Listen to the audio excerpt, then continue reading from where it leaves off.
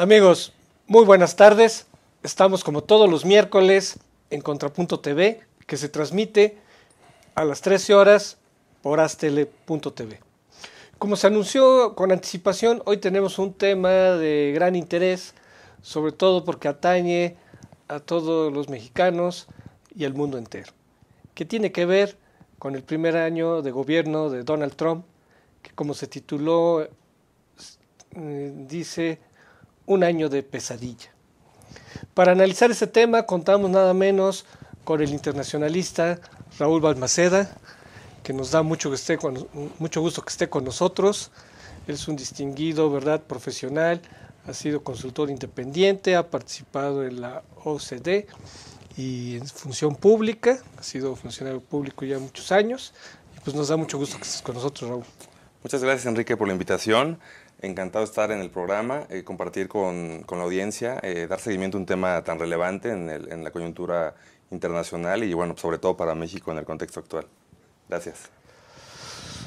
Pues como todos sabemos, pues Donald Trump pues, ha sido un personaje que no nos ha decepcionado considerando desde su precampaña, que ya se anticipaba como un personaje disruptivo, conflictivo, y podemos decir que ha sido uno de los principales enemigos de México por todos sus dichos y sus acciones.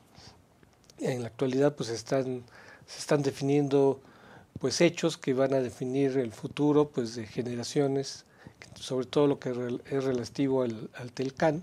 Como ustedes saben, acaba de iniciar la sexta ronda. Y bueno, pues al final vamos a hacer un comentario sobre ello. Vamos a iniciar con unas láminas que tenemos, si nos los pueden pasar. Esto tiene que ver con el índice de popularidad de Donald Trump. Si te fijas, Donald Trump está hasta abajo, pero no llega ni el 40%, y si lo comparamos con John F. Kennedy, 76%, pues es muy contrastante, ¿verdad?, de que es el presidente con la peor popularidad o con la mayor impopularidad, mejor dicho, en la época moderna de Estados Unidos. ¿Cómo ves este hecho, Raúl? ¿Qué te dice esto? Pues no sorprende, se anticipaba desde la campaña. Es más, yo pienso que no ha sido tan malo, gracias a los contrapesos institucionales como muchos pensaban. Bueno, de entrada ya académicos y expertos señalaban que era poco probable que llegara. Hubo pocos que le atinaron a que hoy día es el presidente número 45 en la historia de la Unión Americana. Sin embargo, gracias, como lo dije, a los contrapesos, principalmente al Congreso actualmente, pues no se le han dado los cambios tan disruptivos que él ha propuesto. Muchos dicen que esta impopularidad se debe a la guerra que tiene con los medios. ¿Tú cómo ves esto? Pues sí, si pensamos que desde el inicio los ha atacado, incluso marcando tendencia con las fake news, pues sí ha ido restando popularidad en los medios. Bueno, más bien no la ha tenido. Y bueno, también a partir de que ha sido un presidente que se ha dedicado a comunicarse a partir de tuitazos, ¿no? Entonces eso pues, también lo aleja mucho de lo típico que conocemos en la comunicación. Sí, él, digamos, ha roto paradigmas en el sentido de que antes se pensaba que cualquier político que pudiera tener un futuro y evidentemente que llegara a la presidencia, pues tenía que tener pues cierta comunión con los medios, no enfrentarse, sino establecer un diálogo que permitiera que cualquier crítica pues se fuera subsanando. Pero aquí por el contrario, ¿no? O sea, Trump es el clásico señor Contreras, ¿no? De que ha creado toda una realidad virtual o realidad paralela, que inició desde el primer día que tomó posesión.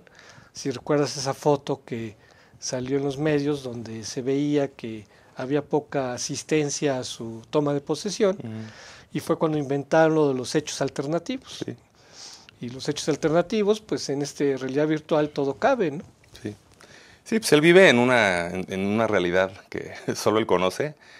Se ha peleado con propios extraños, desconoce, dependiendo de las opiniones de quién está con él y quién no, a personas muy importantes de su equipo.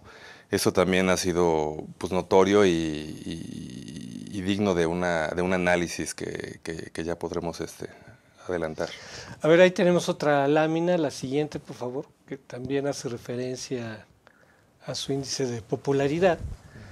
Aquí podemos ver de cómo esta se hizo, ¿verdad? Cuando inició, a un año de que tomó posesión, en noviembre del año pasado, y vemos cómo el índice de desaprobación son casi 6 de cada 10 norteamericanos que reprueba, ¿verdad?, lo que lleva su gestión, y es congruente con este 40% que la aprueba, ¿no? O sea, ¿cómo se puede pensar que, fíjate, un gobernante que está pensando en la reelección puede lograrlo con este 40%? Pues con hechos como los que se están dando. Él regresa a proteger o a conservar el voto duro con temas como el del muro, que actualmente pues, ha provocado el cierre de la administración. Ha criticado directamente al líder demócrata, Chuck Schumer. Entonces se ha aplazado la discusión, aunque los republicanos, McConnell ha señalado que pues de aquí al 8 de febrero, que es cuando se prevé se agoten los fondos, se tenga resuelto este apoyo necesario para 800,000 Dreamers en el marco del programa DACA. Sin embargo, el presidente Trump ha señalado una y otra vez que no va a haber más apoyos para los que no sean ciudadanos, ¿no? Y que sin muro, sin presupuesto para el muro, aun y cuando se estaba negociando este paquete de $1,600 millones, no iba a haber esta negociación e iniciaría la deportación de todos los nacidos en Estados Unidos sin papeles, ¿no? Entonces es un tema crítico, pero a la vez lo conserva en la base votante, eso y bueno, el proteccionismo que también está actualmente, como lo señalabas, en el marco de la sexta ronda de negociaciones en Montreal. Y bueno, lo que ha señalado también en el Foro Económico Mundial, aun y cuando en una primera lectura el primer ministro de la India y el primer ministro canadiense, pues parece que le dan una reversa hablando de lo importante de mantener un mercado abierto global, pues el voto duro pues lo conserva y es lo que le da este porcentaje. Sí, pareciera que él apuesta a conservar ese voto duro. Él de alguna manera ha despertado ese Estados Unidos profundo, que es racista, es xenófobo, que es supremacista, y este voto duro lo va a apoyar justamente en preservar este mundo paralelo, que no importa las críticas de lo que haga, sino lo único que importa es lo que él diga, ¿no? Entonces, si él dice que hay una conspiración contra él, pues la gente lo va a creer, ¿no? Pero también llama la atención otra cosa, ¿no? O sea, que haya gente que sea fundamentalista no me sorprende, pero lo que me sorprende es de que no ha crecido, a pesar de que pensemos, ahorita Estados Unidos vive un auge económico, Wall Street está rompiendo récords, está aumentando el empleo, ha habido crecimiento. ¿Cómo es que a pesar de que la economía está floreciendo, cómo es que no ha ampliado su base de apoyo, sino que se mantiene en ese 39-40%? Pues platicándolo con un experto, con un financiero que vive en Nueva York, que quien conoces, Miguel Valle, recientemente él me explicaba que, bueno, pues la economía mundial es un ciclo, ¿no?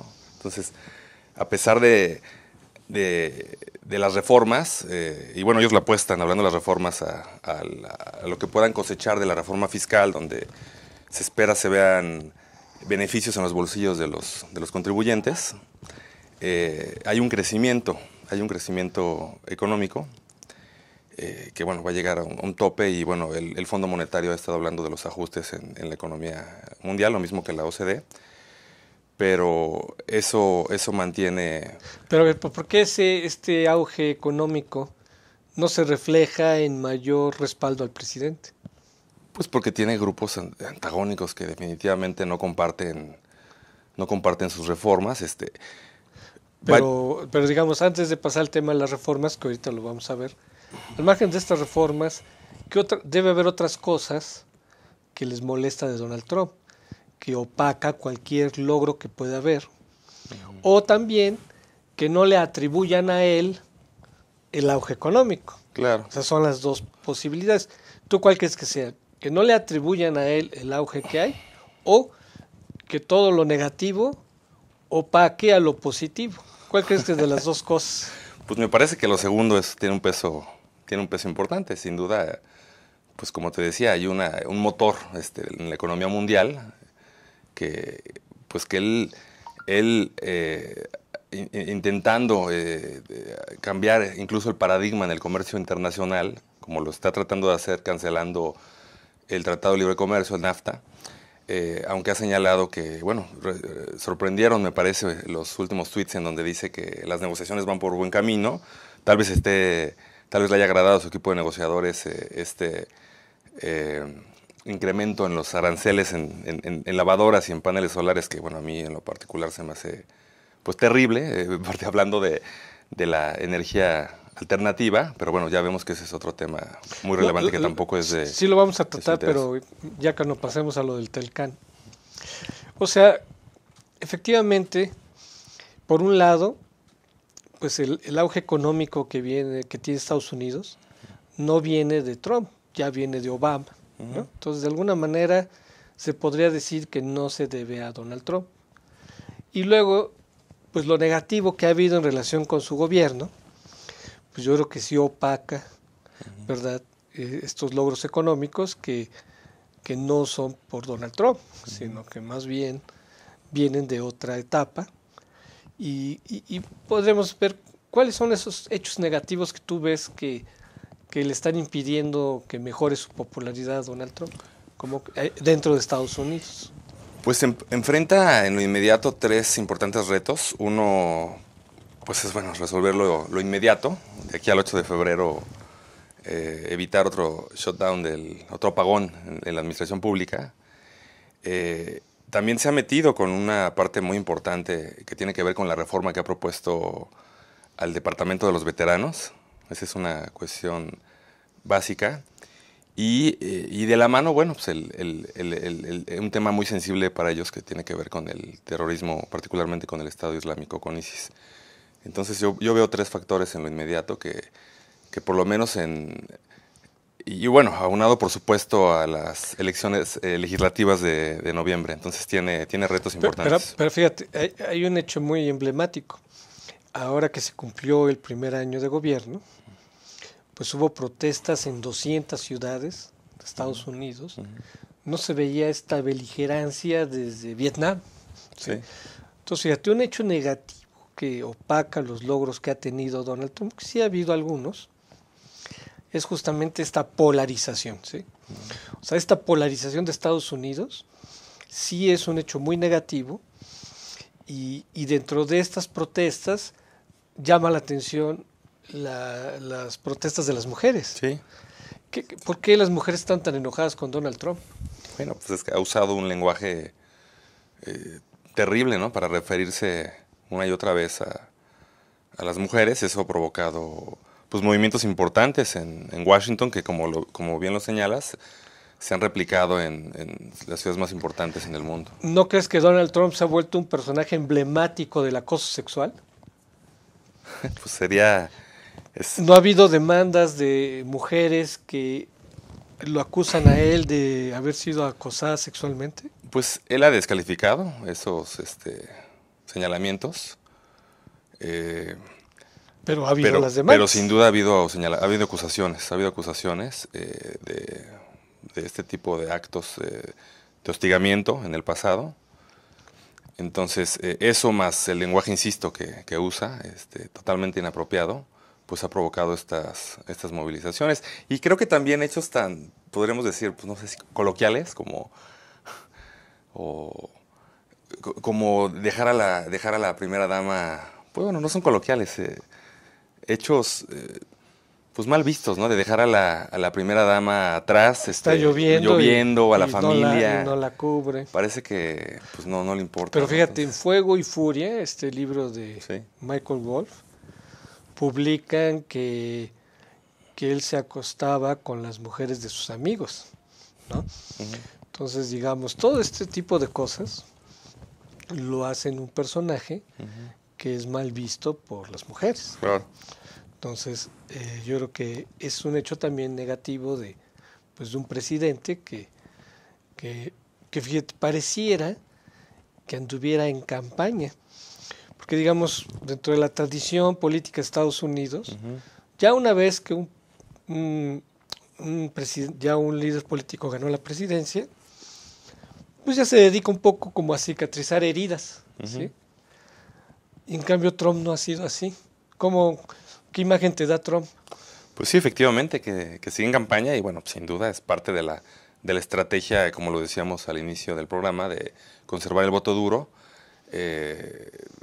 particularmente con vistas a las elecciones de noviembre, a las elecciones legislativas donde se van a renovar 435 escaños, o sea, es buen punto, no menor, y también una proporción importante del Senado. Entonces, ya lo ha señalado el líder republicano, quieren romper con la tradición de que la elección venidera, que el proceso inicia en marzo, le cobre la factura y pierda un porcentaje de espacios y esta mayoría que, bueno, necesita. Bien dicho, ¿no? Pero entonces, fíjate, en lugar de ser un presidente de unidad nacional, sí, es un presidente de rijosidad. Que ¿sí? Le habla a sus votantes. Entonces, esto ha roto toda esta tradición norteamericana, ¿no? Amigos, vamos a hacer una pausa y regresamos.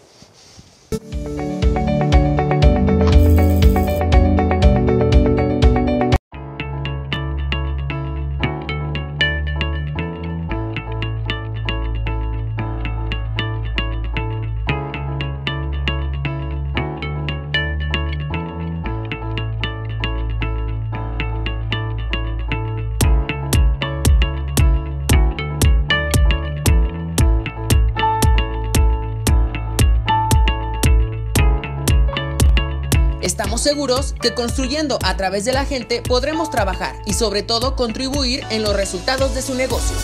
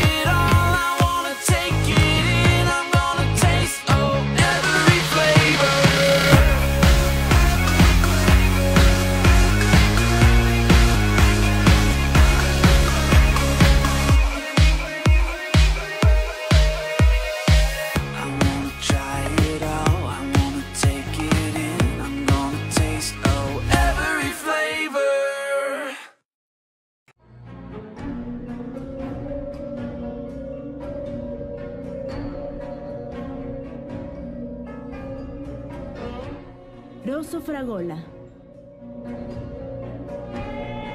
Arte en fresa que seduce tus sentidos.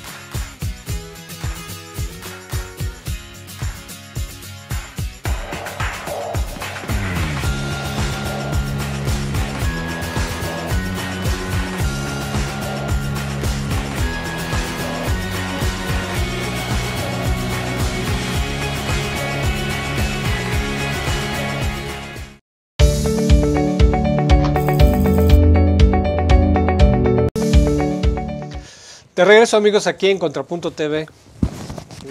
Siempre salimos con la corbata. Torcida. Tenemos una imagen. Vamos a pasar a justamente algunos éxitos que tuvo Trump, que tiene que ver con la reforma fiscal. Tú mencionaste, Raúl, la reforma. Aquí hay un comparativo con México. Se dice que la reforma fiscal nos afecta, porque justamente ve cómo está el comparativo de impuestos y es menor el porcentaje de impuestos que cobran en Estados Unidos a los que cobran en México. Claro, esta tabla solo refleja los impuestos federales, ¿no? Sí. En los impuestos estatales, si pudiéramos, no tenemos esa tabla, pero aquí en México pasa al revés, ¿no? En los estados la tasa impositiva es baja, ¿no? Si te fijas, casi no te cobran impuestos, y en cambio en Estados Unidos es muy alta, ¿no? O sea, en los estados, me sorprendió como en California te cobraban 8%, más de 8% en las compras, ¿no? De cualquier producto, ¿no? Entonces, se dice que justamente Donald Trump hizo la reforma fiscal para hacer competitivo a Estados Unidos en materia de inversiones. ¿Tú cómo ves eso? Pues como una primera lectura podría ser que sí, pero repito, los analistas financieros señalan que esto va a traer consecuencias importantes a largo plazo. Ya lo han señalado las autoridades mexicanas. Se está actualmente analizando este tema para realizar posibles ajustes. Sin embargo, bueno, tienes razón. El esquema tributario subnacional en México tiene otra característica. Son algunos los impuestos, como el caso del predial, y que se dejan a los estados poder solicitar, y el resto a la federación. Entonces, pues ese esquema, el esquema norteamericano, pues para tratar de equilibrar el esquema tributario, pues suena como un ejercicio interesante, ¿no? Además, la base tributaria en Estados Unidos es muy amplia. Es muy difícil en Estados Unidos que puedas eludir al fisco. Y en cambio en México la base tributaria es muy reducida. Entonces, si en Estados Unidos Donald Trump se pudo dar este lujo de bajar impuestos, es porque más gente paga impuestos. Y aquí en México es muy difícil aplicar este esquema. Sí, porque se busca. Porque menos gente. Pero ve, en México la cuestión fiscal, ¿no crees que se volvió ya muy electorera? Por ejemplo, ¿qué gobierno se atrevería a subir impuestos, aplicar el IVA en alimentos y medicinas? Claro. O cobrarles impuestos a los ambulantes. Claro. No, y definitivamente cualquier modificación o cambio, bueno, pues sería vista seguramente como una cuestión electoral, ¿no? ¿Tú has oído algún candidato que quiera hacer eso? Pues en este proceso reciente de 2018, no. Nadie, ¿verdad? Porque sería como un suicidio, ¿no? Claro. Todo el mundo está hablando de más gasto, pero nadie habla de más ingresos, ¿no? Si podemos ver la siguiente lámina, por favor, que también es complementaria con la cuestión fiscal. No, hay otra anterior. Hay una sobre los impuestos corporativos. Hay una tabla que habla sobre la... ¿No está?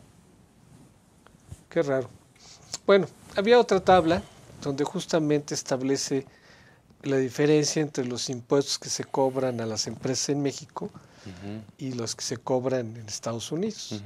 Entonces se habla que va a haber un diferencial como de 13%. Los grandes contribuyentes en México, sí. ¿Tú crees que sí le afecte mucho a México esta diferencia entre que le van a cobrar a las grandes empresas en Estados Unidos? Pues hay un temor de que se vayan las inversiones justamente por lo que estás diciendo, de que se perciba como más competitivo, como una mejor opción de hacer inversiones en Estados Unidos que en México. Entonces, pues sí hay una preocupación que las transnacionales trasladen este esquema a la Unión Americana y ya no se hagan o se pierdan inversiones en México con los paquetes o incentivos fiscales que actualmente se tienen. Pero bueno, repito, se está analizando cómo revertir o cómo amortizar esta posible situación. Incluso Donald Trump va a ir a Davos para decir que inviertan en Estados Unidos. Claro. ¿No? O sea, hay un nacionalismo que de alguna manera Sí, pues le reditúa simpatías a Donald Trump. sí, sin duda. Sin embargo, fíjate, hablábamos por un lado de que la economía de Estados Unidos estaba prosperando. De acuerdo a los cánones económicos, no es el momento de bajar impuestos. Al contrario, es momento de subir impuestos, ¿sí? Porque justamente las empresas están prosperando. Pero Donald Trump está aplicando otros cánones económicos o está violando estos cánones económicos. Fíjate, en momentos de prosperidad está aumentando el déficit fiscal. ¿Qué va a pasar cuando ya pase toda esta borrachera económica? Cuando ya venga la época de vacas flacas, que a final de cuentas las leyes de la economía Los ciclos. son implacables. Sí. ¿Qué va a pasar cuando se vengan las vacas flacas y tengas un déficit fiscal muy grande? Endeudamiento. ¿Qué va a pasar? Endeudamiento. Pues que se va a ahondar la crisis, Claro. porque justamente va a ser el momento va a tener que recurrir a aumentar impuestos cuando eso sería un factor recesivo. O a recurrir a deuda, ¿no? A herramientas de... Pero todavía, cuando creció tu déficit fiscal, más deuda.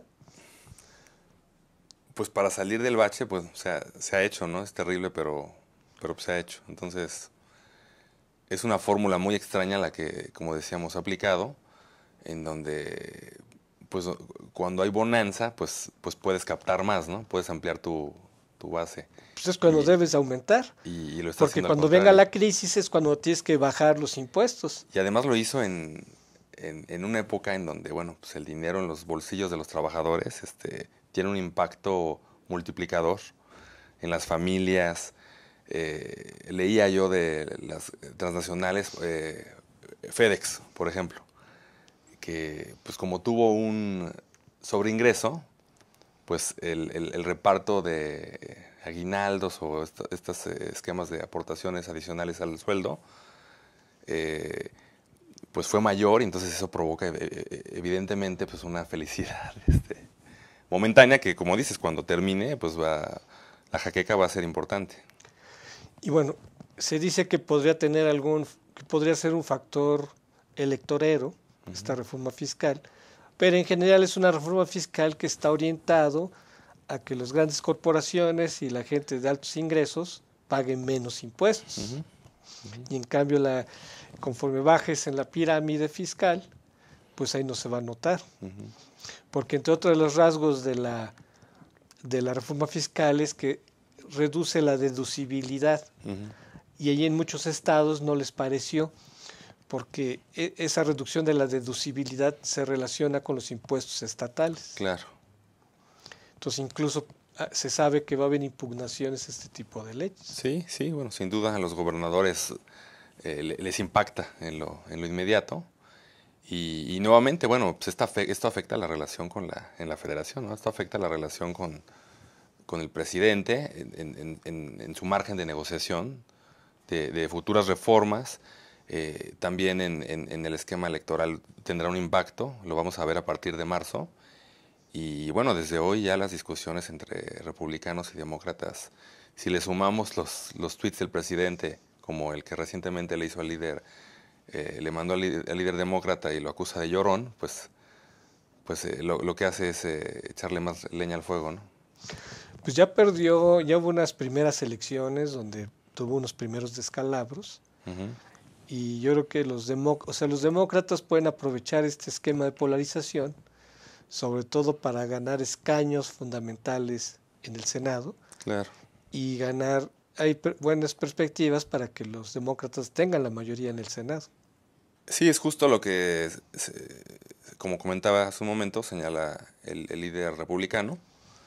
Ellos van a buscar romper esta tradición que pues el desgaste del primer año de gestión del presidente pues se ve reflejado en las elecciones de medio término legislativas.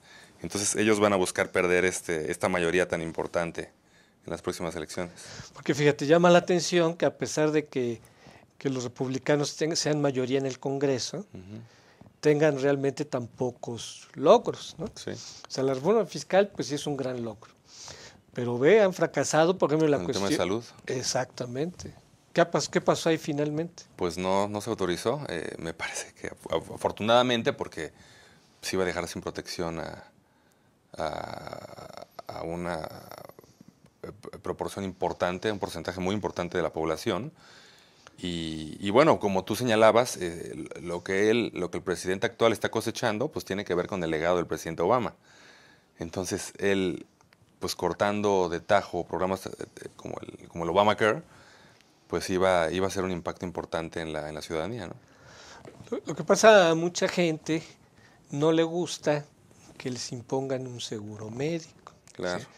Entonces, con el Obamacare, pues es de alguna manera una imposición, ¿no? De que tengas que pagar un seguro. Sí. Entonces, por ese lado, bueno, pues Trump recogió ese malestar que refleja justamente ese sector de blancos que son Pues sus votantes, ¿no? y Nuevamente. que son muy egoístas, ¿no? Que no están dispuestos a generar ningún subsidio para otros sectores más vulnerables, ¿no? Entonces, en eso radica la fuerza de Donald Trump, ¿no? Sí. Sí, que como hemos dicho, le habla a sus votantes, ¿no? Entonces, pues yo no creo que vaya a quitar el dedo del renglón y pues se va a mantener seguramente en esa línea. Exacto. Bueno, pues luego, fíjate, si está el tema del Russiagate. ¿Tú le ves perspectivas al Russiagate en lo inmediato o solo si perdiera el Senado Donald Trump? Sí, creo que va por ahí. Si pierde mayoría en la Cámara Alta, pues puede que se avance. Bueno, más bien que se tomen acciones, ¿no? Porque bueno, ya las investigaciones están en curso. Ha habido cambios, ha habido instituciones importantes en la Casa Blanca, en el Buró Federal de Investigaciones. Sin duda que si uno revisa los medios norteamericanos, pues sigue viendo, hay una discusión ahí muy álgida en torno a esto. Pero bueno, pues nosotros en aulas como internacionalistas lo hemos platicado, es un tema de la mayor seriedad que ha violentado los principios históricos de la política exterior, incluso de ambos países, ¿no? Entonces, pues es un tema que sin duda será retomado. Yo pienso que aún conservando la mayoría de los republicanos, es un tema que no va a salir del guión.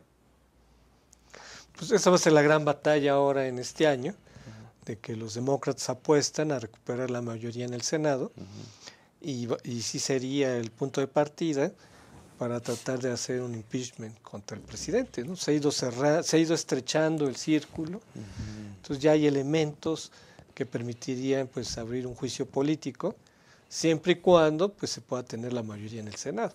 Sí, sin duda. Y ahí viene la famosa apuesta, ¿no? De quienes hablan sobre el impeachment y quienes aseguran que el presidente con estas medidas, como la reforma fiscal, pueda reelegirse. Entonces, esa discusión pues, está muy polarizada, ¿no? Amigos, vamos a hacer otra pausa y regresamos.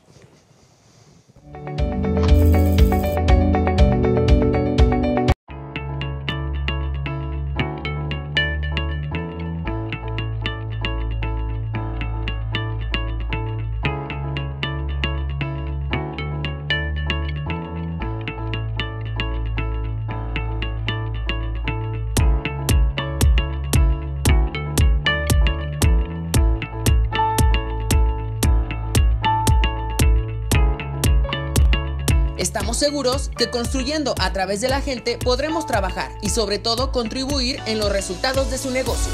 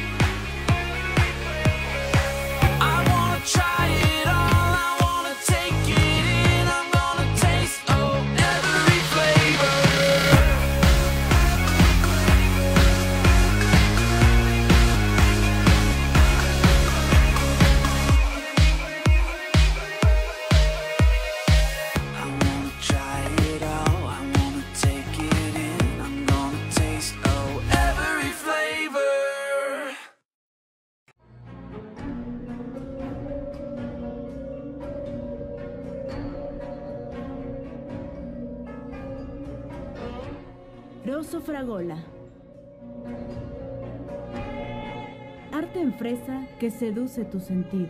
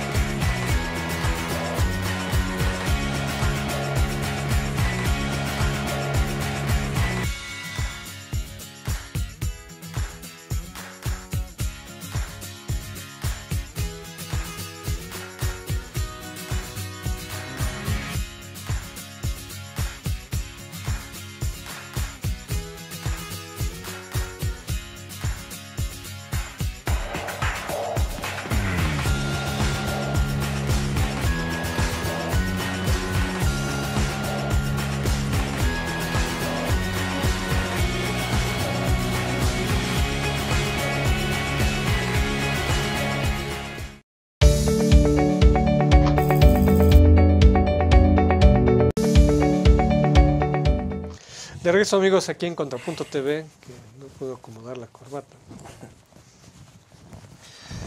Bueno, vamos a ver la siguiente lámina. Un tema clave para México y en general para las relaciones internacionales tiene que ver con el Tratado de Libre Comercio, que no es solamente un tema que afecte al bloque norteamericano, sino que afecta a todo el mundo. A ver, ¿por qué se puede decir que se ha dicho que esta sexta ronda incluso está opacando al foro de Davos? ¿Por qué tiene más relevancia este asunto que el foro de Davos, Raúl? ¿Por qué podríamos decir eso? Bueno, de entrada pienso porque pues, todos los reflectores están en el NAFTA, ¿no? Esa es una primera lectura. ¿Pero por qué tiene tanto impacto para el mundo lo que pase ahí? Pues porque es un porcentaje, o sea, el bloque Norteamérica, Estados Unidos, Canadá, México es un porcentaje importantísimo en el comercio internacional. Ya lo ha señalado la OCDE. Bueno, pues Estados Unidos también, por otro lado, se sale de los esquemas de cooperación de comercio Asia-Pacífico, ¿no? El TPP. Y bueno, pues de cualquier manera, como lo señalaba al inicio, la discusión en Davos, pues también se ha redirigido en gran parte, por lo menos así fue en el caso del primer ministro Trudeau y en el caso del primer ministro de la India, a la globalización, al comercio exterior, debatiendo por qué es importante mantener los acuerdos comerciales internacionales. Exacto, o sea, si se rompiera el TELCAN, el mensaje va a prevalecer el proteccionismo. Uh-huh. El mensaje va a prevalecer la ley de la selva. Es una regresión. Porque tampoco Trump le da relevancia a la OMC, no le interesan las reglas, no le interesan los mecanismos de controversia. Entonces, el mensaje sería que más allá de los buenos deseos que puede haber en Davos, en los hechos concretos, lo que va a prevalecer es el proteccionismo, y lo cual pues, es muy grave para la economía mundial. Claro, y cuando ha dicho una y otra vez, incluso bueno, lo ha demostrado con la salida de Estados Unidos de organismos internacionales, que efectivamente, o sea, nuevamente él se dirige a la base votante. Entonces, si algún organismo internacional, llámese la Organización Mundial del Comercio, pues contraviene eso, pues él se sale, ¿no? Pero fíjate, a una base votante muy particular, que son estos estados que han sido afectados por la deslocalización industrial, que son sobre todo los estados que tienen que ver con, le llaman el cinturón de acero, ¿no? Sí. Me viene a la mente el sector automotriz, ¿no? Por supuesto. O sea, los estados de Michigan, Illinois, ¿sí? Que han sido afectados, ¿no? Y que por el colegio electoral tienen relevancia. Sí. Aunque también pienso que hay un doble discurso.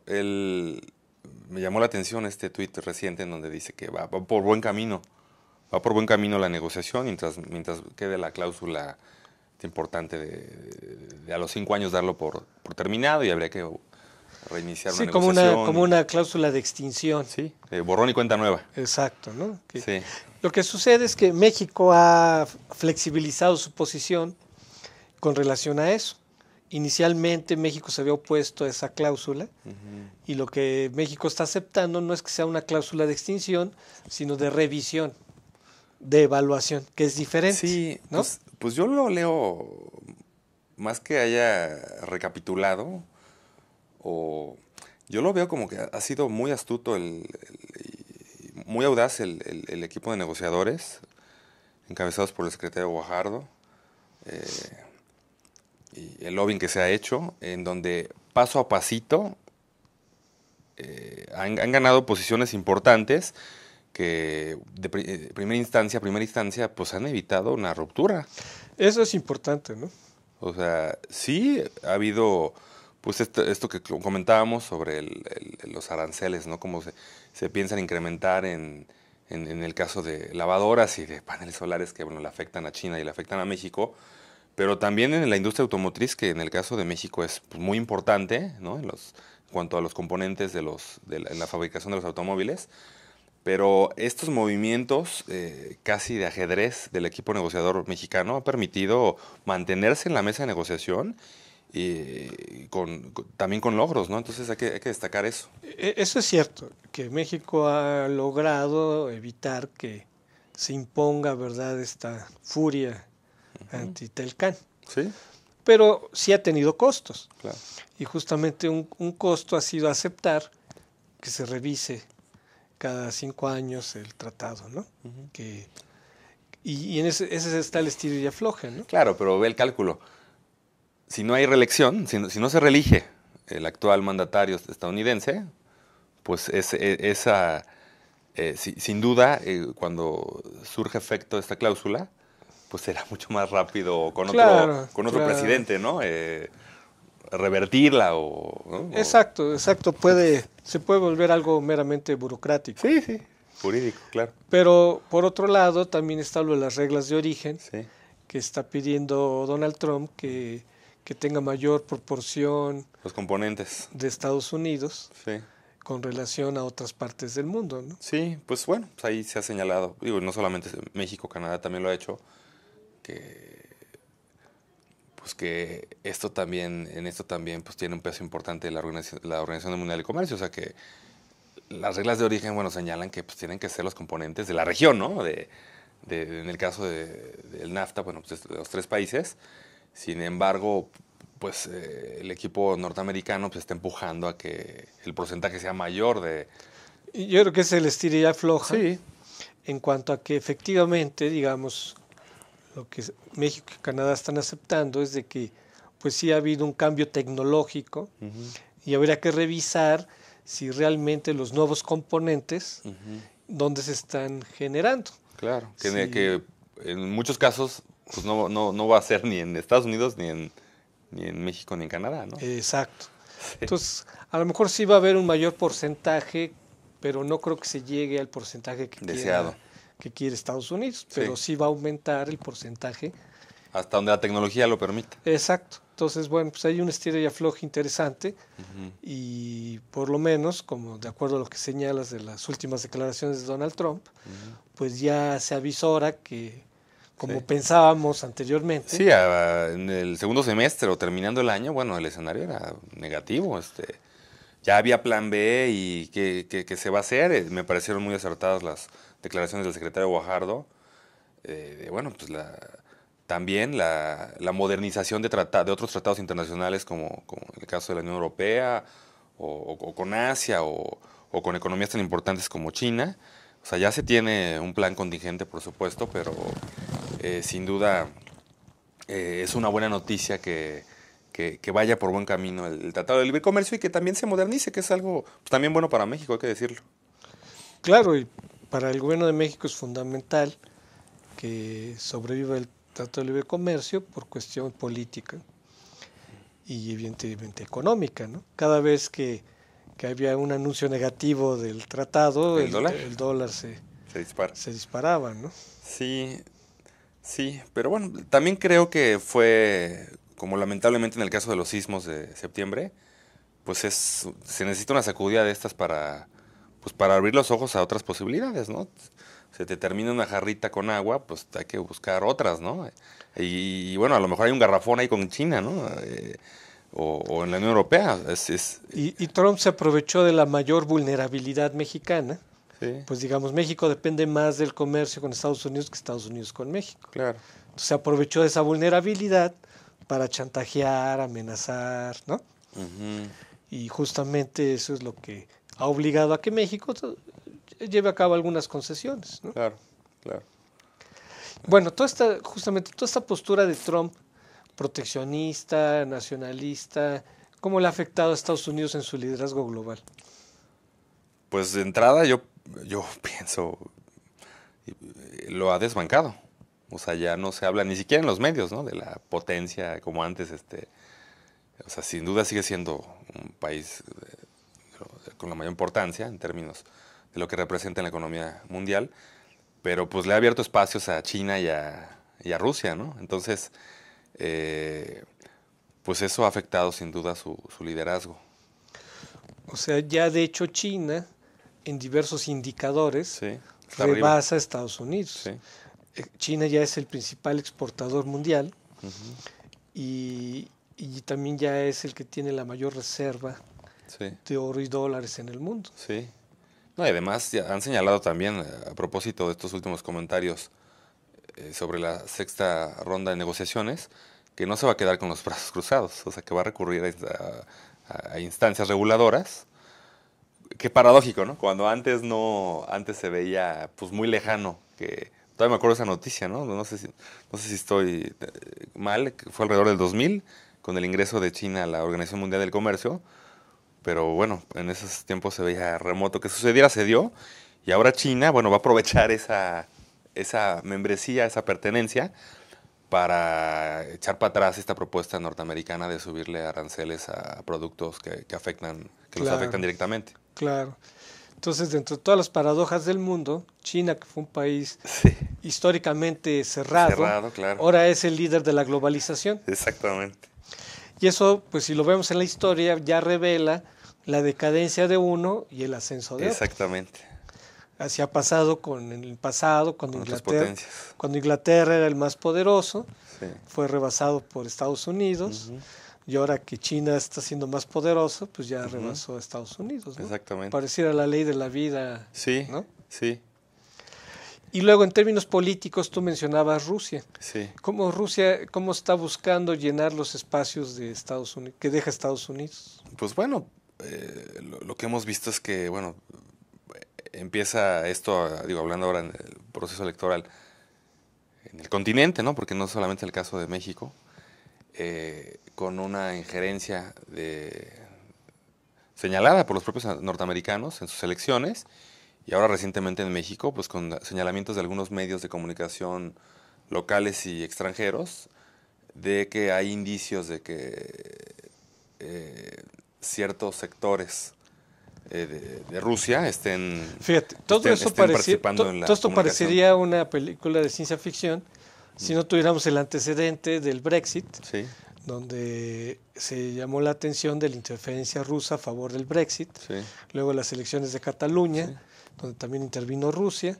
Entonces se ve que Rusia busca debilitar a la Unión Europea, luego interviene en las elecciones de Estados Unidos, sí, busca debilitar a Estados Unidos, sí. y ahora ¿qué busca en México Rusia? Pues sí. ¿Qué busca lo también? mismo, debilitar, favorecer a un líder populista y ocupar espacios en la región, ¿no? O sea, busca aliados que tengan aliados comunes, como el caso de Venezuela, Claro, ¿no? claro, Rusia ha sido aliado de Venezuela claro. y muy presuntamente si ganara López Obrador, dado que no ha condenado a Maduro, Sí, tendrían otro aliado, sí. entonces estaría fortaleciéndose. Una cadena ahí, un bloque Donde importante. también está Bolivia, Sí, donde sí, también está Nicaragua, sí, Ecuador. sí, ¿no? sí. Entonces hay una geopolítica mundial, Exactamente. ¿no? donde se están formando bloques políticos. Sí. Y en ese sentido Rusia está tratando de acaudillarlos, ¿no? Sí, sí, se está siguiendo, hay un regreso a fórmulas viejas, ¿no? En la geopolítica donde pues se van acercando, ¿no? A Estados Unidos y bueno, como señalas, ya se hizo en Venezuela, pues cómo se explica cambios de timón tan agresivos como lo que sucedió ahora con la anticipación de las elecciones, si no tienen atrás una fortaleza, pues no solamente de los grupos que señala el presidente Maduro, que están con él, que además, como ya lo dijeron las autoridades mexicanas, son ilegítimos, con el caso de la Asamblea, pues si no tienen una fortaleza, pues como el caso de Rusia, ¿no? Que está atrás de ellos. Amigos, pues agradecemos mucho su presencia, agradecemos a Raúl que haya estado con nosotros, y los esperamos el próximo miércoles para seguir tratando temas de interés nacional e internacional. Hasta la próxima.